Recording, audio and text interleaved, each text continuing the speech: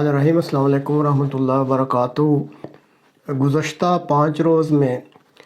Kharkiv front پر Ukraine کی طرف سے برق رفتاری سے حملوں نے روس کو بے حد حیران اور پریشان کر دیا۔ روس کی جو اپنی وزارت دفاع ہے اس کے بیان کے مطابق جو اتوار یعنی کل 11 ستمبر کو جاری کیا گیا،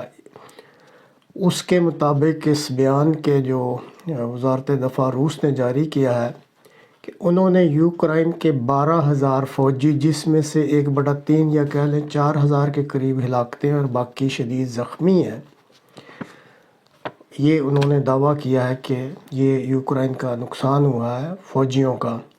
لیکن اس کے ساتھ ہی روسی وزارت دفاع نے یہ بھی قبول کیا ہے کہ یوکرائن نے 2,000 سے لے کر 3,000 اسکوائر میٹر کا ناظرین، ایک تو یہ غلطی ہے، یہ 2,000 سے 3,000 اسکوائر کلومیٹر ہے، اور اس نقشے میں آپ دیکھ لیں کہ خارکیو اوپر ہے نارتھ میں اور خیرسن نیچے جنوب میں ہے۔ یہ وہ 2 ریجن ہیں جس کی اس ویڈیو میں بات چیت کی جائے گی۔ وہ علاقہ جو روس نے اپنے قبضے میں لیا تھا اس کو واپس لے لیا ہے، اور یوکرائن کے اس حملے کو ناٹو بیکڈ بلٹس کریگ یعنی ایک ناٹو کی مدد سے برق رفتار حملے کا نام دیا جا رہا ہے، اور اس کامیابی جو یوکرائن نے حاصل کی ہے اس پر ساری دنیا میں حیرانی کا اظہار کیا جا رہا ہے، اور خاص کر ناٹو ممالک میں تو خوشی کی لہر دوڑ گئی ہے، اور سب سمجھ رہے ہیں کہ غالباً اب روس اور یوکرائن کی جو جنگ ہے اس میں یوکرائن کا پلڑا بہت بھاری ہو گیا ہے۔ دنیا بھر کے جو جنگی تجزیہ کار نگار ہیں ان کے تجزیہ کے مطابق دراصل اس روسی شکست کا جو مین یا بنیادی سبب ہے وہ روس کی جو انٹیلیجنس ہے اس کی ناکامی ہے، اور اسی طرح جو روس میں یوکرائن کی افواج کے بارے میں ایک پرسیپشن ہے یا ایک نقطہ نظر ہے، وہ بھی غلط قسم کا نقطہ نظر ہے، جس کی وجہ سے یہ 2 وجوہات ہیں جو دنیا کے جنگی تجزیہ نگار کہہ رہے ہیں کہ اس وجہ سے روس کو یہ عجیب و غریب شکست ہوئی ہے۔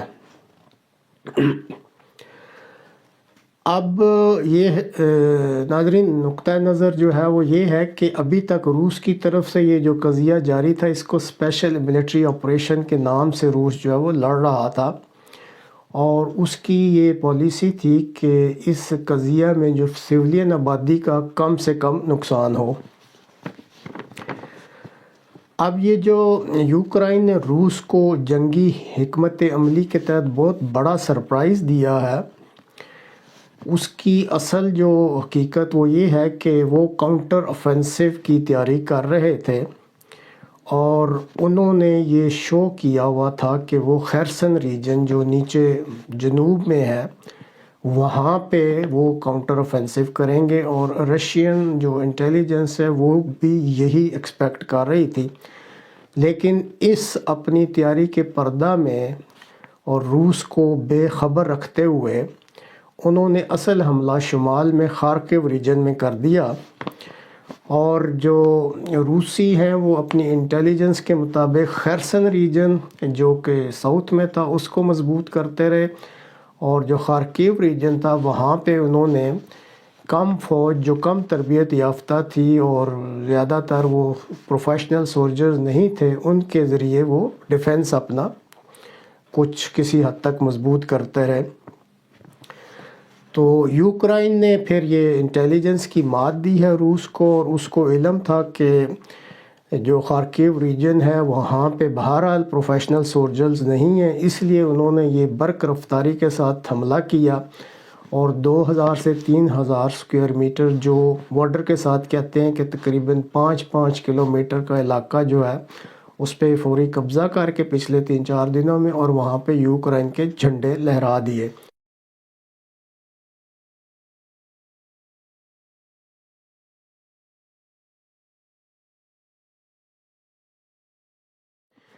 اب چونکہ اس علاقے میں روس کی فوج جو تھی وہ پروفیشنل نہیں تھی، تو فوری حکمت عملی کے تحت روس نے اپنی افواج کو وڈرا کر لیا، لیکن اپنا سامان جو ہے وہ وہیں چھوڑ دیا۔ تو اس لحاظ سے یہ کہا جا سکتا ہے کہ روس نے اپنی جو فوجیوں کی جو زندگیاں ہیں وہ بچا لیں، لیکن اپنا سامان جو ہے وہ یوکرائن کے حوالے کر دیا، اور یہی وجہ ہے کہ روس کا جو فوجیوں کا جانی نقصان ہے وہ بہت کم ہوا ہے۔ اب تک کے تجزیہ کے مطابق یوکرائن کو ناٹو ممالک کی طرف سے مسلسل مدد مل رہی ہے، اور روس کی انٹیلیجنس میں واقعی بہت کمیاں ہیں، اور اس کمزوری کی وجہ سے اس کو ڈباکل کہہ سکتے ہیں کہ جو کوئی بھی ایکسپیکٹ نہیں کر رہا تھا وہ ہو گیا ہے۔ اور اسی طرح روس کا جو یہ نقطہ نظر تھا کہ اس کو اسپیشل آپریشن کے طور پر لیا جائے، وہ بھی ناکام ثابت ہوا ہے۔ اب ایک طرف تو یوکرائن کی اس فتح سے مغربی دنیا میں اور ناٹو ممالک میں خوشی کی لہر دوڑ گئی ہے، اور وہ سمجھ رہے ہیں کہ اب یوکرائن کی فتح جو ہے وہ ہونے والی ہے، اور یہ چند دنوں میں یوکرائن جو ہے فتح یاب ہوگا۔ لیکن دوسری طرف جو روس کو سب سے بڑی فکر اب لگی ہے وہ یہ ہے کہ اندرونی اور بیرونی طور پہ وہ اپنی ساکھ کو کس طرح بحال کرے گا، اور اپنی فوج کا جو مورال ڈاؤن ہو گیا اس کو کس طرح بلند کرے گا۔ تو پھر ایک فوری ریئیکشن کے طور پہ کل رات یعنی اتوار کی رات کو یوکرائن کے جو مشرقی علاقہ تھا اس میں پھر روس نے اپنی اس بنیادی پالیسی میں تبدیلی کرتے ہوئے ان کی سول آبادی پر زبردست بمباری کی، اور وہاں پہ پانی اور بجلی کی جتنی تنصیبات تھیں ان کو تباہ کر دیا ہے۔ اور اسی طرح ماسکو میں یہ بہت جلدی اور تیزی سے اس پر غور ہو رہا ہے کہ اس کو اسپیشل آپریشن کی بجائے فل سکیل وار ڈکلیئر کیا جائے، اور اگر یہ فل سکیل وار ڈکلیئر ہوتی ہے پھر روس جو اپنی افواج کو بڑے پیمانے پر موبلائز کرے گا۔ اور ناظرین، آپ جانتے ہیں کہ ابھی تک مغربی دنیا جو ہے وہ روسی صدر پوٹین کو مونسٹر، میڈ مین یا ماسٹر مائنڈ کے لقب دیتی رہی ہے، لیکن روس کے جو صدر ہیں وہ ابھی تک جو انہوں نے سرگرمیاں کی ہیں یا اپنی چالیں چلی ہیں وہ کافی عقل مندی سے چلتے رہے ہیں۔ لیکن اب ایسا لگتا ہے کہ جیسے مغربی دنیا ان کو یہ القابات دیتی رہی ہے، تو اب وہ شاید ثابت کریں کہ واقعی وہ ایک مونسٹر یا میڈ مین یا ماسٹر مائنڈ ہیں۔ گو اس وقت مغربی دنیا میں اور ناٹو ممالک میں یہ فتح کی خوشیاں منائی جا رہی ہیں، لیکن اگر گہرائی میں جائزہ لیں تو دراصل یہ روس کی انٹیلیجنس کی فیلیور ہے، اور اس کا